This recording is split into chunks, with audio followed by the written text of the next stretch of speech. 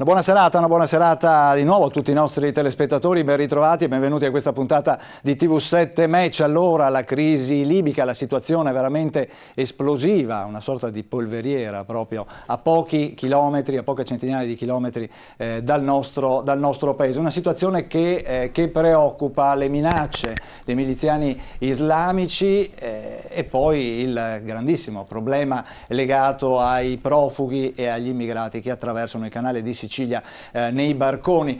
Di questo parliamo stasera a TV7 Match, lo facciamo con gli ospiti che ho in studio, ve li presento subito. Inizio dalla mia sinistra, abbiamo Fabio Ballestriero, vice segretario del Sindacato Autonomo di Polizia del Veneto. Buonasera, grazie di essere qua. Al suo fianco Marianita De Ambrogio dell'Associazione Donne in Nero, un'associazione nata un po' di anni fa e che si batte per la pace e i diritti delle donne nel mondo. Abbiamo il professore Ermanno Casen. Buonasera professore, e grazie anche a lei di essere qua. Al suo fianco Nicola Ramundo, economista. Buonasera. Buonasera, con lei parleremo anche dei grossi interessi economici che sono presenti in Libia. E poi abbiamo al suo fianco Claudio Gori di Fratelli d'Italia Alleanza Nazionale di Padova. Buonasera Gori, grazie anche a lei di essere qua. Voi domani sera avrete una fiaccolata proprio contro il terrorismo. Dunque una situazione che preoccupa l'opinione pubblica, sia sul fronte della violenza, delle immagini che abbiamo visto, delle tante esecuzioni, decapitazioni, roghi che abbiamo visto nei giorni scorsi postati in rete, e la preoccupazione anche per questo afflusso di immigrati che non si arresta assolutamente. Inizierei subito da Fabio Ballestriero, forze dell'ordine. La situazione, se possibile, è peggiorata anche per quanto riguarda la questione degli immigrati. Adesso c'è anche il timore, come è stato peraltro anche preannunciato da fonti autorevoli, che i terroristi possano mischiarsi agli immigrati e entrare in Italia anche da questo canale. Cosa dice? Ma certamente noi siamo preoccupati, quanto credo lo sia molta dell'opinione pubblica, lo siamo in maniera seria, preoccupati, lo diciamo da molto tempo. Lo diciamo per vari motivi. Uno, il principale, sono le risorse umane che cominciano da molto tempo ad essere troppo esigue per poter fronteggiare situazioni di questo tipo. Ricordo che non abbiamo solo contesti connessi alla immigrazione che fronteggiamo, ma abbiamo quotidianamente una quantità innumerevoli di incombenze che vedono invece nel corso degli ultimi 5-10 anni ridurre progressivamente in maniera troppo elevata il numero dei nostri appartenenti alle forze dell'ordine. Ormai noi abbiamo un deficit di 40.000 persone e questo è un problema serio. Poi abbiamo anche un deficit di carattere organizzativo, per così dire. Sull'immigrazione sono state varie le ricette che si sono susseguite nel corso di questi ultimi 10 anni e siamo passati da approcci più o meno intransigenti ad approcci di altra natura. Ricordo che fino a qualche tempo fa i flussi migratori erano regolati sulla base di accordi, sulla base di necessità di carattere economico. Esisteva ed esiste tuttora il flusso migratorio connesso a problemi di natura politica e quindi l'asilo politico. Oggi lo scenario è questo: noi assistiamo a un fenomeno migratorio che è per la stragrande maggioranza connesso a questioni di carattere politico o supposte tali. Quindi tutti i richiedenti asilo politico. Oggi però ci troviamo ad affrontare anche, tra virgolette, un'emergenza di carattere terroristico, se e possibile. In mezzo, chiaramente, abbiamo la possibilità che si annidino, si nascondano persone che utilizzano queste maglie larghe connesse a un fenomeno migratorio, ripeto, legato più all'immigrazione legata alla richiesta d'asilo politico e quindi con una piena disponibilità. Ricordo che con Mare Nostrum noi andavamo all'incirca 50 miglia dalla costa a prenderci gli immigranti. Quindi questo aspetto della faccenda ci preoccupa molto perché non abbiamo dall'altra parte nemmeno strumenti giuridici adeguati per e dopo nel corso della trasmissione fenomeno. vedremo anche i numeri e di quello che ci costa anche, quanto ci è costata l'immigrazione in questi ultimi anni. Marianita D'Ambrogio, voi vi battete, siete in piazza costantemente, una volta al mese, una volta alla settimana, per dire no alla guerra, contro gli armamenti, per i diritti delle donne. La situazione peggiora invece che migliorare. Sì, la situazione peggiora anche perché non emerge una volontà di affrontare in modo diverso i conflitti. Mi è capitata sotto mano una vignetta proprio oggi dove c'è una donna che si rivolge a un militare e dice: ma la storia non vi ha insegnato niente? Come no? Dice, la ripetiamo sempre. Il caso della Libia mi pare esemplare perché 3 anni fa c'erano delle voci che dicevano che questo intervento non serviva a niente e che anzi era estremamente pericoloso, e in effetti stiamo vedendo cosa è successo dalla Libia dopo questo intervento armato che ha praticamente gettato nel caos il paese. Certo. E con questo io certo non sono una sostenitrice di Gheddafi, però vedo che in Libia, come è successo anche in altri scenari, vediamo l'Iraq, vediamo la Siria, facciamo degli interventi che poi però creano una situazione che è peggiore di quella precedente. Non danno i risultati che vengono annunciati. Che vengono annunciati. Professor Casen, la storia noi la ripetiamo sempre, ha sentito la vignetta, no? Molto spesso noi abbiamo detto la storia insegna ma l'uomo non impara. No, non è che la storia non insegna, la storia insegnerebbe se fosse la storia vera. Siccome raccontiamo una favola normalmente, perché la storia purtroppo è terribile se la raccontiamo per quella che effettivamente è, e quindi ci raccontiamo delle storielle e di conseguenza sembra che tutto sia a posto, in realtà non riusciamo a imparare, non riusciamo a capire dove sono le nostre radici, come è nato un determinato fenomeno, e di conseguenza non riusciamo a capire come mai oggi ci troviamo di fronte a determinate difficoltà. Allora, per esempio, adesso voglio esagerare, la desertificazione dell'Africa nasce dall'impero romano, perché erano talmente tanti leoni che c'erano che costavano pochissimo quando si importavano 10.000 bestie feroci ogni anno.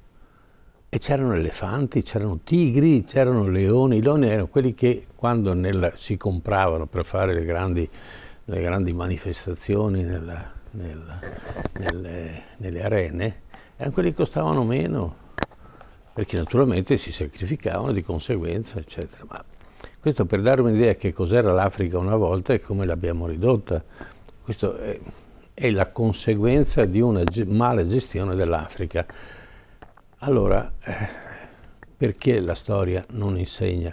Perché non sappiamo come è nata la Libia, perché non sappiamo come questi popoli si sono aggregati e che rapporti hanno avuto col resto dell'Europa. E quindi non conosciamo la caduta dell'impero ottomano, non conosciamo tutte le conseguenze connesse alla prima guerra italo-turca, no? Che passa come sotto il nome della prima guerra libica, che con i libici non avremmo dovuto noi combattere, ma poi finimmo per andare a combattere i libici quando i turchi se ne andarono dopo pochi mesi, perché non erano in grado di mantenere un fronte su questa linea. E da qui conseguentemente sono successe una serie di cose che siamo arrivati ad oggi. E oggi è una mala gestione che ha portato a quello che stiamo vivendo oggi. Perché anche l'ultimo intervento che è stato fatto dai francesi, dagli inglesi, e noi siamo rimasti spettatori inerti, no? Non ha risolto niente, perché io posso abbattere un dittatore, ma devo trovare la soluzione che sostituisce una persona. Ci deve essere un progetto comunque. No, se una persona è pessima, ma io non posso lasciare il nulla dopo, perché se no lascio il caos, e questa è la conseguenza naturale di quello che è successo. Quindi stavamo meglio prima quando stavamo peggio, ma poi questo dittatore non era così male quanto è quello che sta succedendo adesso, e stava facendo delle cose che erano importanti per la sua nazione, con il suo limite, con la sua testa e tutto il resto, perché la Libia poi tutto sommato non è una nazione, non lo è mai stata e non lo sarà mai, perché è un'invenzione degli occidentali, come sono un'invenzione tutte le nazioni che sono nate dalla caduta dell'impero ottomano. Sono state costruite forzosamente delle nazioni, hanno unito i popoli, cioè hanno diviso i popoli e hanno creato delle nazioni. E adesso bisogna tenerle insieme e vediamo come sta andando. Certo, quello che succede anche in Libia, perché tra le molte fazioni che combattono tra di loro ci sono anche appunto le tribù e etnie particolari. Nicola Ramundo, la questione Libia è anche legata al fatto che la Libia è un bel bocconcino, tra virgolette, da un punto di vista economico. Certo, no? certo. Volevo riprendere l'interessante argomento del professor Casem per dire che il problema libico, il problema del Medio Oriente, ha origini molto lontane, al di là dei processi di colonizzazione, al di là dell'impero ottomano, al di là di tutto. Cioè ci sono stati dei paesi che hanno affrontato, naturalmente le grandi potenze, il problema soltanto di depredare il territorio e di lasciarlo così com'era, senza immaginare il dopo che poi sarebbe venuto nei secoli. Lo stesso è successo quando è caduto in Iraq Saddam Hussein. Hanno pensato di togliere un dittatore maledetto, carnefice, e alla fine sappiamo cosa sta succedendo. Quindi il problema è che non c'è stata mai una ricostruzione, una riconversione di questi territori che sono stati, dal mio punto di vista, anche geopolitico, lasciati alla fame e alla disperazione. Perché quando tu lasci alla fame e alla disperazione per secoli queste popolazioni, viva Dio, guardano l'Occidente, guardiamo l'ultimo caso delle primavere arabe, questi ragazzi, questi giovani guardavano all'Occidente come loro punto di riferimento anche per una vita diversa da quella che effettivamente loro vivono quotidianamente. E non è successo assolutamente niente.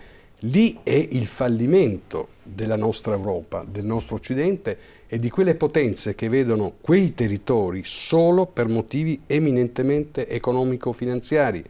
Perché è chiaro che non è soltanto un bocconcino, e non parlo soltanto del petrolio e del gas. Pensate soltanto che la Libia produce circa 1,5 milioni di barili al giorno. L'ENI, che è il nostro ente petrolifero, assorbe più del 27% di quella risorsa. Pensate che sostanzialmente la Libia con Gheddafi, per parlare prima di chi era questo dittatore, comunque ha dato qualche riforma al popolo affamato. Per esempio, nessuno sa che Gheddafi negli ultimi tempi concedeva per poter fare una casa gratuitamente $50.000 a chi voleva farsi una casa, li regalava. Le medicine erano gratuite, insomma in qualche caso ha cercato di tenere stretto questo popolo che naturalmente ha dimensioni molto più limitate rispetto all'Italia, per esempio, ma ha un territorio vastissimo dal punto di vista proprio di metri quadri, certo, cioè è soltanto il deserto. Quindi è un bocconcino non soltanto, ripeto, per il gas e per il petrolio, ma soprattutto per tutto quello che riguarda la geopolitica. Perché? Perché pochi sanno, questo è un dato che nessuno fa trapelare dall'informazione, diciamo, istituzionale, la Cina ha interesse che in questo momento ci sia questo caos. Perché? È il secondo importatore mondiale di petrolio, dopo l'America. La Cina detiene, per tutti i paesi coinvolti, Italia compresa dell'Occidente, tutti i titoli di Stato, cioè nel senso che il debito pubblico effettivo non ce l'abbiamo noi cittadini italiani, ce l'hanno quei signori che in qualsiasi momento possono andarlo a riscuotere e far cadere qualsiasi governo. Qual è il dramma? Che in questo quadro geopolitico in cui si inserisce secondo me la Russia con l'Ucraina, si sta in qualche modo dividendo il mondo, no? Nel senso che tutto sommato se la Russia riesce a non dare per esempio il veto alle Nazioni Unite, ricordo che le Nazioni Unite sarebbero già dovute intervenire in queste situazioni, ma stanno lì a guardare. Certo, e c'è un articolo che tra l'altro io ho studiato molto quando facevo diritto internazionale, che è l'articolo 54 della Carta Costituzionale delle Nazioni Unite, che dice che uno Stato, quando viene in qualche modo attaccato, ha diritto a difendersi. Questa norma non viene più applicata, tant'è vero che le Nazioni Unite pongono sempre i veti perché le grandi nazioni lo fanno. La Francia con Sarkozy ha fatto quello che ha fatto perché c'erano i giacimenti petroliferi, c'era il gas. Attenzione, c'è oro e uranio che valgono molto nel mondo. Quindi se noi pensiamo il secondo produttore di oro dell'Africa. Ecco, appunto, se noi pensiamo a tutto questo, è evidente che questa strategia di come dire, lasciar fare, vedere cosa succede, sta dando adito a chi? A questi maledetti criminali, perché sono soltanto dei criminali, che proprio perché la gente ha fame stanno cercando di innestare una cultura diversa, facendo capire che l'Occidente è il diavolo, è il male del mondo e loro sono i grandi, tenuto conto che loro stanno lì anche perché il potere che gli può derivare dal fatto di avere giacimenti petroliferi, oro o altri minerali, è evidente, diventa una potenza. Mi dicevano in questi giorni che per esempio i jihadisti o i criminali che i tagliagole non vengono pagati, nessuno lo sa, gli danno un po' di droga e alle famiglie gli fanno un po' di spesa, insomma, ecco. Questa è la paga dei terroristi in queste situazioni, in questi territori. In tutto questo l'Europa e l'Occidente sta ancora guardando. Noi ci chiediamo, questi stanno sbarcando, stanno arrivando da noi, non c'è nessun tipo di orientamento politico europeo per dire vediamo di trovare una soluzione. È evidente che l'Italia da sola probabilmente non ce la può fare perché o che si arma, arriva nelle coste libiche e inizia a sparare come farebbe qualsiasi nazione, e non si può fare anche per un discorso umanitario, oppure questa situazione non vedo l'uscita se non in una sola formula, rivedere tutta una serie di norme, sia dal punto di vista costituzionale europeo, sia dal punto che non ha una difesa, per esempio. Cioè noi parliamo tanto di economia, di monete, di euro, di debiti pubblici dei paesi, guarda la Grecia, vedi la Grecia, non parliamo per esempio che da anni si parla di una difesa collettiva europea, non viene fatta. Non c'è. Perché se ci fosse quella, già gran parte dei nostri problemi si potrebbero risolvere. Certo. Io mi chiedo, da economista, quanto ci costa tutta questa situazione? Perché poi alla fine, anche chi sbarca, purtroppo poveretto, non lo sa, ma ci costa circa 1.200 euro al mese. Vorrei soltanto dire che un nostro uomo invalido, una nostra invalida, un nostro pensionato non ne prende 1.200 euro. Se arriva a 300-500 euro è con la grazia di Dio. Allora c'è una sperequazione. Certo. Allora, da questo punto di vista bisogna subito fare qualcosa e trovare una soluzione. Certo. Claudio Gori, c'è la possibilità di una crociata in senso inverso? Ma le crociate le fanno con le affermazioni alcuni ministri italiani che danno soltanto adito a degli esaltati, tipo i jihadisti o a coloro che dichiarano di appartenere all'ISIS, di dare maggiore forza e impulso nel recarsi verso i territori, arruolarsi, perché vedono, nel caso del ministro Gentiloni, come colui, come se avesse il potere di regolare la civiltà, chiamiamola così, in Libia, dichiarando guerra. In realtà, pensando un attimino anche a come la pensano coloro che in un primo momento c'era stata un po' una reazione. Sì, però i ministri italiani non possono prendersi la libertà di fare affermazioni tipo entriamo in guerra, perché la guerra non è una guerra vera e propria questa. Dall'altra parte si basano principalmente su motivi religiosi, soprattutto nei casi più fanatici e così via. E si tratta di persone che non hanno delle regole, sono delle bande più numerose o meno numerose. Nessuno, non è come il terrorismo che c'è stato negli anni di piombo, dove i terroristi rispondevano magari agli ordini di qualcuno. No, qui ogni gruppo risponde a se stesso. E siccome la Libia è molto ricca di petrolio, di uranio, di oro, ogni gruppo tende a conquistare il suo orto per trarne profitto economico. Per quale scopo? Nei casi dei più esagitati lo scopo è quello che c'è scritto spesso nel Corano, cioè, mi sono scritto anche versetti, è occupare l'Occidente, e mi riferisco un attimino anche al tipo di arruolamento, no? Poi dopo dirò magari come la pensa Fratelli d'Italia da questo punto di vista degli sbarchi e così via. È vero, vengono arruolati per una media di $100 al giorno, gli viene fornita gratuitamente droga in modo che durante assalti e violenze lo facciano tranquillamente senza nessun limite, e nel caso di occupazione di villaggi gli forniscono gratuitamente il Viagra per lo stupro delle donne. Allora, c'era un articolo anche oggi, non mi ricordo se sul giornale, ma di un illustre giornalista, che ne metteva i dettagli. Leggerlo fa venire i brividi.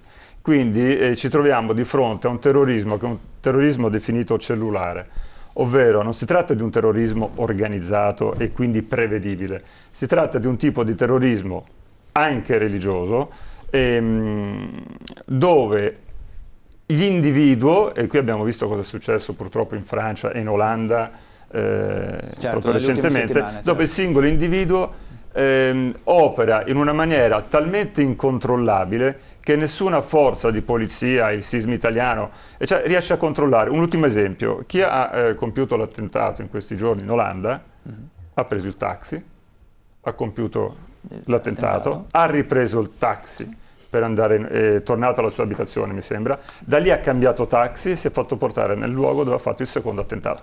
Quindi sono totalmente imprevedibili, per cui direi che purtroppo l'Europa, non essendo organizzata, i forti interessi anche nella vendita delle armi, perché bisogna dire anche questo, mi sembra che sia uno degli argomenti del giorno, certo, ne parliamo probabilmente c'è qualche lobby che non voglia che tutto ciò, non vuole che tutto ciò finisca al più presto. Certo. Ballestirero, ho visto che... Ma a me piacciono molto, perché sono sempre stato un appassionato anche durante i miei studi di storia, e mi piacciono le analisi di questo tipo. Però poi dopo io credo che noi siamo chiamati, ognuno di noi, la politica in maniera particolare, a dare risposte concrete agli uomini, a noi. E queste risposte concrete, secondo me, dalla politica in questi ultimi anni mancano veramente in ordine alle problematiche che stiamo verificando, e cioè in ordine all'immigrazione.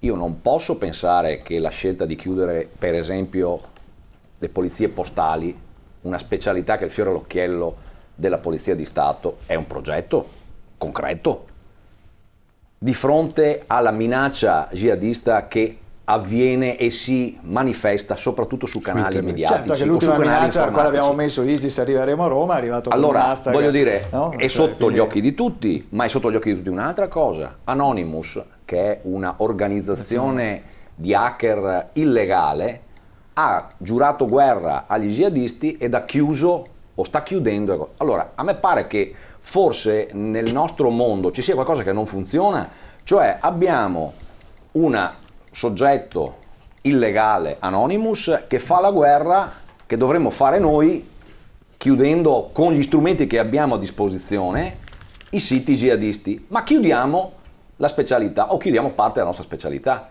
Nel piano di chiusura di riordino e di chiusura dei presidi di polizia vi sono 70 presidi di polizia postale, che sono rispettivamente in ogni capoluogo di provincia.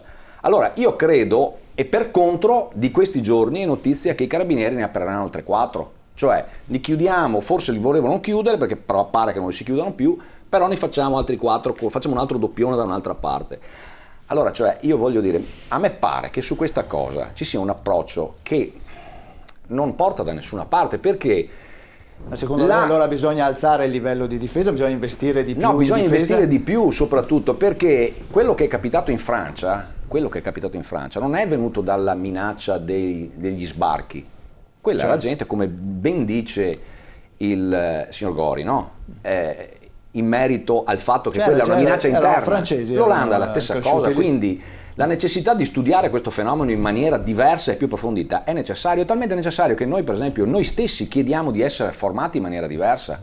Lo stiamo chiedendo, in uno dei nostri punti che stiamo chiedendo al nostro ministro e al premier Renzi.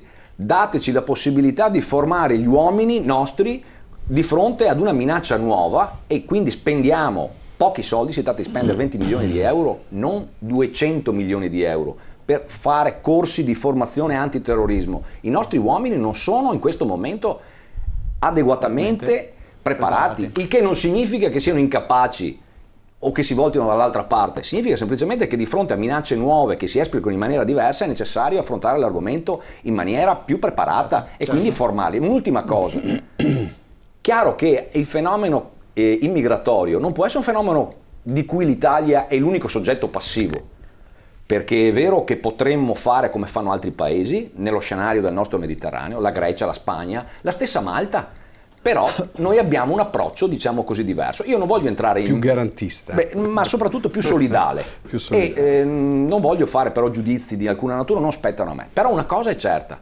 l'accordo di Dublino ci impone di tenerci le persone che entrano qui. Non è un caso che Triton sia il risultato ottenuto dalla nostra Italia in Europa a patto che noi li fotosegnaliamo tutti, cioè gli facciamo mettere le dita sopra lo scanner in maniera tale che sappiamo chi sono, in maniera tale che sappiamo dove sono entrati. E mi pare che allora scusatemi, assolutamente... io non capisco una cosa di questa Europa.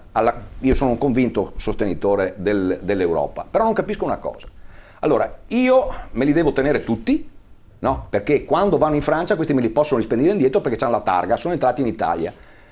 Non capisco perché mi devo tenere, che li devo pagare, non costano 1.200 euro o ci costano 1.200 euro, ma loro non intascano 1.200 euro, perché bisogna dire le cose come stanno, le intascano di meno. No, io parlavo del costo, di costo, è vero, che l'Italia deve sopportare per ogni sbarco, per ogni persona. È vero quello che dice, però ecco, era una precisazione, ma l'ultima cosa, ma allora a questo punto se dobbiamo avere gli oneri economici, dobbiamo anche patire gli oneri sociali?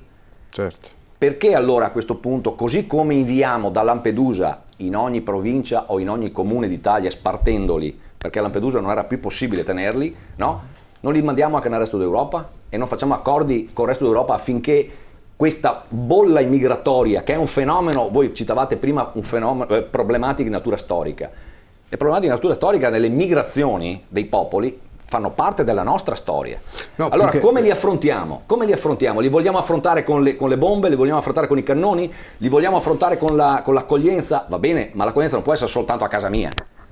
Dovrà per forza di cose essere a casa mia, a casa d'altri, sopportando tutti i costi. Certo. Sì, c'è un tratto comune, scusatemi, cioè il discorso non è soltanto di natura storica, ma di storica economica, perché se queste popolazioni avessero avuto un minimo sviluppo nei secoli, qualcosa da fare, probabilmente questi scenari apocalittici non si sarebbero presentati. Noi li abbiamo soltanto visti fare le guerre, lasciarli al loro destino senza fare niente. E un tratto comune di quello che diceva lui prima è proprio questo. A me viene l'angoscia come cittadino italiano, facendo un parallelo con quello che è accaduto giovedì a Roma, no? Noi arriveremo a Roma. Se 800.000 facinorosi possono entrare e dare sacco a Roma, va bene, mettendo a ferro e fuoco la città senza che nessuno abbia mosso un dito, qui ci sono responsabilità ministeriali e del governo, perché non si può imputare alla polizia che non sia entrata a bloccare questi facinorosi, ci deve essere quantomeno, io dico, se fossi stato ministro, una circolare in cui diceva appena arrivano agli aeroporti subito mandateli negli stadi, ma non avendo saccheggiato Roma. E se si vedevano le immagini in questi giorni c'è da rimanere esterefatti. Nessuno ha fatto niente, non c'era un vigile, non c'era un carabiniere, la polizia poveretta laddove è arrivata. Questo per dire, se tanto mi dà tanto, se diciamo a livello governativo e dell'esecutivo non c'è una linea di fondo per come combattere fenomeni che in questo caso sono di pura cretinaggine, se non dire di altra natura. Ma i terroristi come li combattiamo? Questi ce li troviamo dalla mattina alla sera con la bolla che loro dicono ci manderanno 500.000 per creare eccetera. Tra questi ci potrà essere pure... C'è da dire che 200.000 sono arrivati anche l'anno scorso. Tra questi ci può essere pure qualcuno che è fuori di testa, certo, o che viene assoldato solo per 50 questo. Solo in Italia, ne abbiamo uno, vi ricordo, che era di Belluno, Sì. Foreign Fighters. E poi concludo, la questione che lui rilevava, concludo subito, arrivano in Italia, siamo stati così bravi noi italiani a non farci rispettare in Europa, naturalmente grazie ai nostri ministri o governanti che si sono succeduti, che questi quando li abbiamo spediti per esempio in Austria o in Germania, ci ritornano indietro dalle frontiere perché i poliziotti di frontiera... Siamo nell'assurdità pazzesca, cioè qui non esiste e nessuno grida allo scandalo a livello europeo, cioè nessun politico italiano è andato lì a fare l'assedio per dire dal punto di vista dell'immagine, per dire guardate che così non funziona. Voi pretendete che noi facciamo sacrifici, che noi facciamo i compiti a scuola, che siamo bravi, che dobbiamo pagare tutte le tasse, che dobbiamo fare questo, e voi cosa ci date? Niente. Niente. Marianita De Ambrogio, cosa facciamo? Soprattutto, come deve comportarsi l'Italia secondo lei nei confronti della Libia, anche per arginare questo fiume di persone che... A me quello che preoccupa di più, anche sentendo questi discorsi, è che posso anche condividere molte analisi, non tutte, ma al di là di questo, quello che mi preoccupa è che noi ci dobbiamo difendere, no? Mi pare questo il discorso principale, mentre mi pare che noi, soprattutto da un punto di vista di politica estera, stiamo attaccando. Noi per il momento non mi pare che ci attacchi nessuno, mentre abbiamo partecipato a tutte le ultime guerre, dall'Afghanistan all'Iraq e in certo modo anche alla Siria. Abbiamo dei soldati, dei piloti nei paesi baltici pronti a supportare quello che sta accadendo in Ucraina. E appunto la ministra ha avuto anche questa bella battuta: 5.000 combattenti in Libia, un territorio enorme, non si sa cosa vanno a fare. Ecco, voglio dire, io penso che si è arrivati a questo punto che oramai lo strumento militare è immediatamente visto come il primo strumento da utilizzare, forse perché è anche la cosa più facile da fare, no? Anche se poi i risultati, come abbiamo visto, sono quelli che sono. Diceva Virginia Woolf, la guerra sono corpi morti e macerie, e anche rottura di relazioni, odio che si semina e che si porta avanti. Per esempio tutto questo discorso dell'ISIS. Com'è nato l'ISIS? Dove è nato l'ISIS? È nato in Siria, con supporti occidentali e dell'Arabia Saudita, perché andava contro il dittatore Assad. Poi dalla Siria è passato in Iraq, in Mali, adesso siamo arrivati in Libia. E ci domandiamo mai perché tutto questo succede e che cosa si può fare. Lei mi domanda cosa si può fare. Io penso che è faticoso fare qualcosa, a parte che penso che a questi livelli non è una risposta che può venire da uno Stato, è una risposta che deve essere coordinata a livello internazionale, ma la ricerca di soluzioni diplomatiche oramai mi pare sia stata addirittura abbandonata. Ci sono queste formalità che uno dice sì, bisogna fare un tavolo di pace, però poi dopo nessuno si muove per cercare di fare qualcosa. Per esempio smetterla di vendere armi ai paesi che sono in queste situazioni, perché questi sono ultra armati. Per esempio smettere di chiedere per esempio ai paesi come l'Arabia Saudita, che sono nostri alleati, di smetterla di supportare queste forze. Cioè io penso che le vie per farlo sono faticose, richiedono un cambiamento e anche richiedono il fatto di rinunciare a certi interessi che la guerra chiaramente aiuta. Il traffico l'industria bellica non è certamente fuori da questo discorso. Io penso non che è neanche marginale. No, assolutamente no.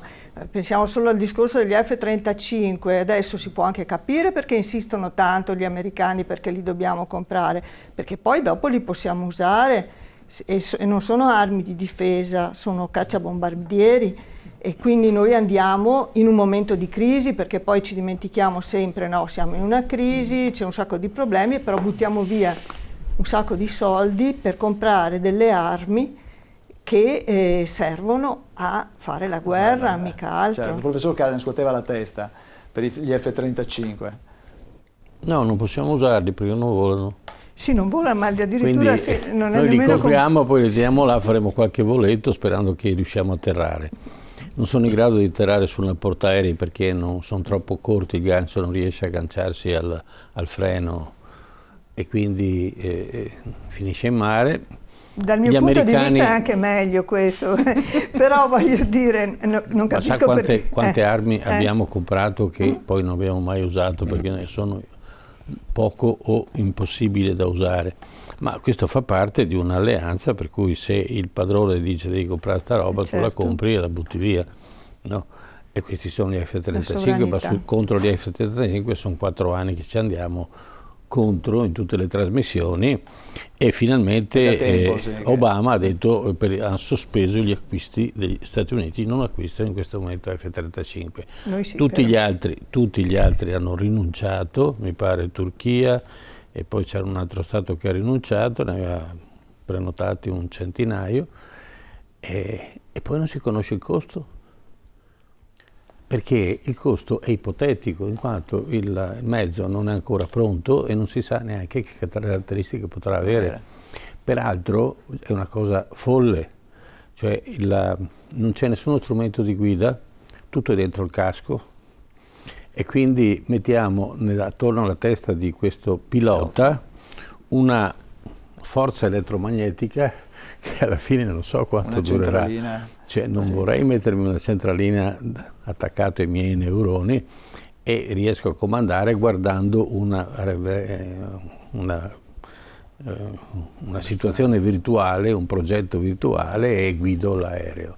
Comunque ne abbiamo viste tutte, vedremo anche questo, quindi sono contrario perché, ripeto, nel nostro portaerei non potrebbe atterrare, quindi il discorso è abbastanza semplice, ma il problema è, ci domandiamo se queste situazioni che si stanno creando c'è una logica?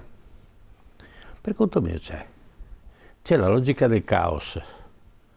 Il caos non è una cosa strana, tant'è vero che la legge del caos dice se batte una farfalla, batte le ali a Tokyo, a New York può succedere un temporale o una tromba d'aria. Quindi stabilire tra causa ed effetto, cosa che avviene nella fisica normale, è abbastanza semplice. Io spingo una cosa, quella si muove, eccetera. Ma stabilire qual è la causa remota che determina questa cosa qui fa parte delle nostre nuove guerre. Per quale motivo? Io credo che l'ISIS, se non ci fosse, bisognerebbe inventarlo. E Saddam Hussein, che è sparito, e quindi abbiamo creato una situazione drammatica in un Stato dove sicuramente c'era un cattivo dittatore che faceva sicuramente grandi stragi, ma mai tante stragi ci furono come quando fu preso e ucciso Saddam Hussein. Oggi l'Iraq è una situazione 10 volte più disastrosa di quando stava male. Lì la Libia è la stessa cosa, noi non impariamo niente, allora mi viene il sospetto che forse le cose si vengono fatte apposta, qui Prodest o qui Bono. A chi giova? Allora, sono convinto di una cosa, vorrei che qualcuno mi smentisse. Chi è che va a misurare i barili di petrolio che escono dall'Iraq da quando il signor Saddam Hussein ha chiuso e se n'è andato in altro luogo? Io credo che nessuno sia in grado di poterlo fare.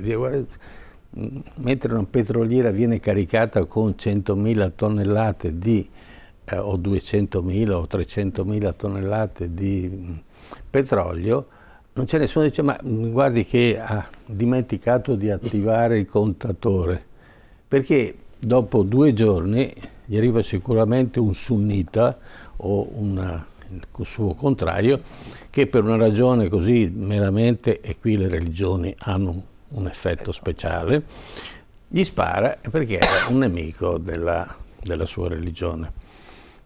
Allora io credo che il petrolio che sta uscito negli ultimi 10 anni dall'Iraq ci siano pochi conteggi e che sia costato pochissimo e che appartiene a tutto un tipo di ragionamento.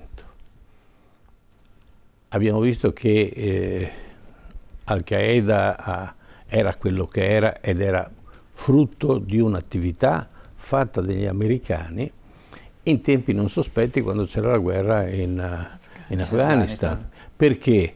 Perché era una organizzazione creata dalla CIA, finanziata dalla CIA per contrastare l'avanzata dell'Unione Sovietica, e aveva uno scopo bellico. Poi sembra sia diventata acefala e quindi ha preso il potere, visto che ce l'aveva, e quindi ha comandato ed è stata poi abbattuta.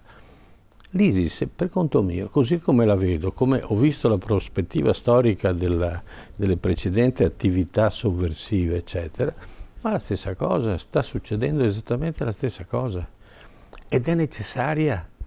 Perché da quando credo che nessuno sia andato più a contare i barili di petrolio che escono dalla Libia e se ne vanno in altri posti del mondo? Da quando c'è stata la caduta di... Da quando Gheddafi non conta più i barili. Allora, Gheddafi era tutto quello che era, ma era uno che a un certo punto i suoi affari e gli affari della Libia, bene o male, li faceva, no? Che cosa sta succedendo adesso? C'è questa invasione di poveri disgraziati, creata apposta, non c'è dubbio che c'è, perché sotto c'è un business di miliardi, ma non, cioè noi facciamo il business... Il fatto stesso che lo stesso ISIS minacci di incrementare ulteriormente, vi mandiamo 500.000, significa che sono comunque un'arma e un... Allora, che poi il nostro giornalismo si giovi di queste situazioni che sono sicuramente terribili, perché noi abbiamo avuto 70 anni di una vita tranquilla, cosa mai vista in Europa, e quindi siamo cresciuti senza la paura di un conflitto, cosa impensabile negli anni precedenti. Ma di situazioni di questo genere, di taglio di teste, in Europa se ne sono viste a milioni. Questi sono dei boy scout a confronto dell'esperienza di talune popolazioni, per esempio jugoslave, parliamo di Ante Pavelic, del cardinale Stepinac, campi di sterminio gestiti dai francescani contro gli ortodossi, non musulmani, cristiani ortodossi, quindi lo scisma del 1052 d.C. e quindi ancora all'interno della seconda guerra mondiale c'era una guerra di religione. E allora dopo il Concilio di Trento cosa è successo? 30 anni di guerra. La Germania è passata da 18 milioni di abitanti a 4 milioni. Era desertificata, non c'era più nessuno in Germania. Ma cos'era la guerra? Di cristiani contro cristiani, perché quelli erano protestanti e tutti i derivati del protestantesimo, e questo conflitto solo la Germania ha visto. Diciamo che quello che ha fatto Hitler l'ultima guerra era una passeggiata, e anche lui era uno scout, era uno sprovveduto, per cui in nome di Dio sono successe delle cose terribili e stanno succedendo ancora adesso cose terribili, perché la cosa più forte che noi possiamo mettere in testa a qualcuno è in nome di Dio, e in nome di Dio sono state fatte le cose peggiori, non da ultima le nostre crociate, che abbiamo visto quello che hanno portato, da Goffredo di Buglione, poverino, che fece una strage, in una settimana ammazzarono 62.000 abitanti di Gerusalemme, di qualunque religione fossero, perché c'erano musulmani, e c'erano cristiani, e c'erano ebrei, e c'erano altre religioni, e non si guardava chi fosse, no, si dovevano ammazzare tutti, e così fecero. Tant'è che Gerusalemme per un anno non poteva essere abitata, perché era invivibile, perché i cadaveri erano una cosa immonda. Andiamo un attimo in pubblicità, ma torniamo subito. TV7 Match, a tra poco.